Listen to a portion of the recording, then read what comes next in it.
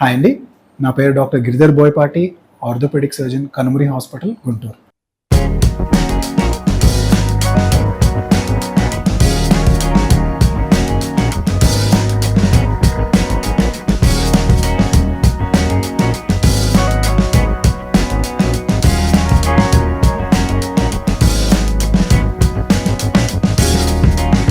రీసెంట్‌గా మా ఓపికి ఓ పేషెంట్ వచ్చారు. తను 4 నెలల క్రితం మోకాలు మార్పిడి ఆపరేషన్ అనేది చేయించుకున్నారు. కానీ అప్పటి నుంచి కూడా నొప్పితో బాధపడుతూనే ఉన్నారు. స్టార్టింగ్‌లో ఏంటంటే సర్జరీ తాలూకా నొప్పులున్నా కూడా కానీ ఆ నొప్పులనేవి తనకు కంటిన్యూస్‌గా 4 నెలల నుంచి అంతే ఉన్నాయి. మోకాలు వాపు, నడవడానికి కూడా కుంటుకుంటా నడుస్తున్నారు. మోకాలు మడిచినప్పుడు, చాపినప్పుడు కూడా ఏంటంటే బాగా ఇబ్బంది. తను ఏం చేస్తున్నారు, బాగా సర్జరీ అయిన తర్వాత నొప్పులు ఉంటాయి అని చెప్పి స్టార్టింగ్‌లో బాగా నొప్పులు బిళ్ళలు అనేది బాగా వాడుతూనే ఉన్నారు. అయినా తగ్గట్లేదు అని చెప్పి ఏదో ఆర్ఎంపీ ఇచ్చాడని చెప్పి యాంటీబయాటిక్స్ కంటిన్యూస్‌గా వాడుతా ఉన్నారు. తను ఇప్పుడు ఓపీకి వచ్చినప్పుడు మేము ఒకసారి ఎక్స్రే అయితే చేసాం.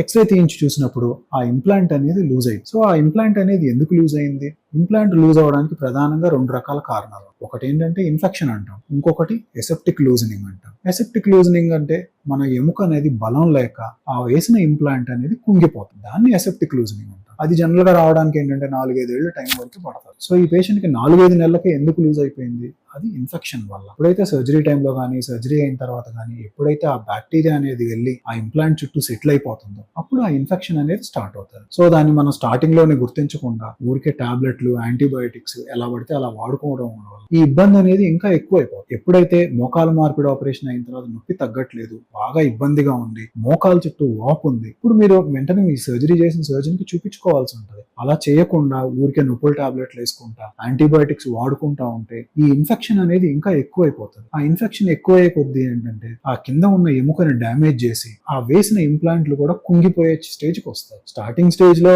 మనం జస్ట్ ఓపెన్ చేసి క్లీన్ చేస్తే సరిపోయేది. ఇలా నెగ్లెక్ట్ చేయడం వల్ల పెద్ద ఆపరేషన్ అంటే రివిజన్ ఆపరేషన్ కూడా చేయాల్సి రావచ్చు. ఇప్పుడు ఈ వేసిన ఇంప్లాంట్స్ అన్ని తీసేసి సిమెంట్ స్పేసర్ పెట్టడం కానీ లేదు మళ్ళీ రివిజన్ నీ రిప్లేస్మెంట్ చేయడం కానీ అవసరం. సో ఈ పేషెంట్ స్టార్టింగ్ స్టేజ్ లోనే చూపించుకొని లైట్ గా క్లీన్ చేయించుకోవడం కానీ లేదు ప్రాపర్ యాంటీబయాటిక్స్ వాడటం కానీ చేసుంటే ఇంత ఇబ్బంది ఉండేది కాదు. తను ఏంటంటే ర్యాండమ్ గా ఎవరో ఇచ్చిన టాబ్లెట్లు వాడుకుంటా యాంటీబయాటిక్స్ వేసుకుంటా ఆ నెగ్లెక్ట్ చేసే కొద్దీ ఇప్పుడు ఎక్స్రే తీస్తే దానిలో అంతా కంప్లీట్ గా లూజ్. తనకి రివిజన్ నీ రిప్లేస్మెంట్ అనేది అవసరం. సో ఒకసారి మోకాలు ఆపరేషన్ అయ్యాక ఇబ్బందులు ఉంటే వెంటనే మీకు సర్జరీ చేసిన డాక్టర్ గారికి వెళ్ళి చూపించుకోండి. అంతేగాని ర్యాండమ్ గా టాబ్లెట్లు వాడుకోవటం ఏదో యాంటీబయాటిక్స్ వాడుకోవటం వల్ల ఇబ్బందులు ఎక్కువ అవుతాయి తప్ప తగ్గవు.